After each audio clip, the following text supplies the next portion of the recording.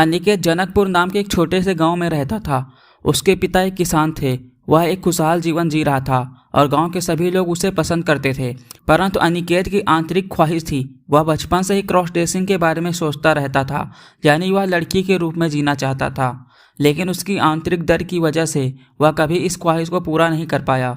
अनिकेत के लिए अपने मन की ख्वाहिशों, विचारों और कहानियों को छुपाना काफ़ी मुश्किल था, जिनसे उसकी यह ख्वाहिश प्रकट होती थी। वह इंटरनेट पर क्रॉस ड्रेसिंग समुदायों में आता और वहां अनजान लोगों से विचारों को बांटता था, जो भी इस रहस्यमय दुनिया में उसके साथ जुड़ने के लिए इच्छुक थे। एक दिन अनिकेत के गांव में मेला लगा, जिसमें झूले, सर्कस, मिठाई, कई रंग बिरंगे खिलौनों के दुकान लगे थे। अनिकेत भी मेले में पहुंचा और खिलौनों की दुकान देखने लगा और वहां एक सुंदर सी लड़की की गुड़िया देखी। वह गुड़िया एक राजकुमारी की तरह सजी हुई थी और उसके सुंदर कपड़े और लंबे बाल उसे खूबसूरत और अद्भुत बना रहे थे। अनिकेत के दिल में एक नई उमंग उभर आई। उसे लगा कि यह गुड़िया वही है जिसका सपना उसे अपने जीवन में एक बार जीने की इच्छा को पूरा कर सकती है। उसने वह गुड़िया खरीद ली और उसे घर लाकर अपने छोटे से कमरे में रख दिया। अनिकेत रोजाना उस गुड़िया को देखता और उसे सजाने संवारने लगता। वह उसके बाल सुलझाता, उसके कपड़े बदलता और उसे अपने दिल की बातें सुनाता।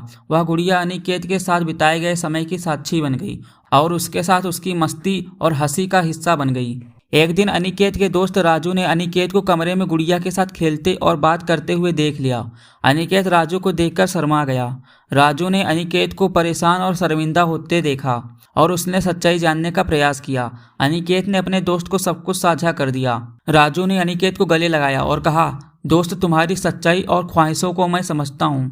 मैं तुम्हारा सबसे अच्छा दोस्त हूँ और मैं तुम्हारे साथ हूँ, चाहे तुम जैसे भी हो। राजू ने अनिकेत को समझाया कि क्रॉस ड्रेसिंग एक आम बात है और इसमें कोई गलती नहीं है। उसने अनिकेत को यह भी समझाया कि वह खुद को स्वीकारने और प्रेम करने का हक रखता है, चाहे दुनिया कुछ भी कहे। अनिकेत ने राजू की बातों को ध्यान से सुना और उसे बहुत राहत मिली। उसने खुद को स्वीकार करना शुरू किया और अपने अंदर की छुपी औरत को आज़ाद कर दिया। अनिकेत राजू को लेकर अपने माता पिता के पास गया और अपनी इच्छा के बारे में बताया। अनिकेत की बात सुनकर उसके माता पिता के पैरों के नीचे से जमीन खिसक गई और उसे ऐसा करने से मना कर दिया। राजू ने अनिकेत के माता पिता को समझाया और बताया कि यह स्वभाव प्राकृतिक है, जिससे चाहकर भी छुटकारा नहीं पाया जा सकता। यह गुण ईश्वर की देन है। अनिकेत के माता पिता राजू की बात को समझ गए और अनिकेत को स्वीकृति दे दी। इसके बाद अनिकेत लड़की बनकर अपने माँ बाप की सेवा करने लगता है और घर के सारे काम करता। अब अनिकेत के माता पिता ने अनिकेत का नाम लक्ष्मी रख दिया और जब लक्ष्मी घर में चलती तो उसकी पायलों की छमछमाहट से ऐसा लगता कि जैसे घर में सच में लक्ष्मी आ गई हो। समय बीतता गया और गांव वासियों ने अनिकेत को लड़की के रूप में देखा। शुरुआत में कुछ लोग विरोध करने लगे। धीरे धीरे गांव के लोग अनिकेत की स्वतंत्रता को समझने लगे और उसे स्वीकार करने लगे। अनिकेत ने खुद को स्वीकारने और अपने सही रूप में जीने की यह बड़ी सीख गांव के लोगों को सिखा दी। एक दिन गांव में शादी समारोह था, जिसमें लक्ष्मी भी अच्छी तरह से तैयार होकर गई और बारात आने पर लड़कियों के साथ दूल्हे को देखने लगी। शादी में डांस का प्रोग्राम भी था, जिसमें लक्ष्मी ने अपना सबसे बेहतरीन डांस किया और अपने डांस से लोगों को प्रभावित किया। उस शादी में एक लड़का, जिसका नाम जगत था, वह लक्ष्मी की सुंदरता और डांस से आकर्षित हो गया और उससे शादी करने की इच्छा जताई। लक्ष्मी ने जगत को अपनी सारी सच्चाई बता दी।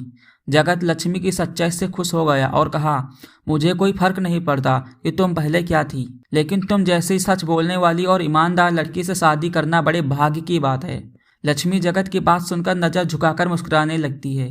इसके बाद जगत अपने माता पिता को लेकर लक्ष्मी के घर जाता है और रिश्ते की बात करता है और रिश्ता पक्का हो जाता है। 2 महीने बाद लक्ष्मी और जगत की शादी हो जाती है और दोनों पति पत्नी बन जाते हैं। इसके बाद जगत लक्ष्मी को लेकर विदेश चला जाता है। वहाँ लक्ष्मी सर्जरी की हेल्प से पूरी तरह से लड़की बन जाती है और एक अनाथ बच्चे को गोद लेकर माँ बन जाती है और अपने पति जगत के साथ खुशी से जीवन जीने लगती है।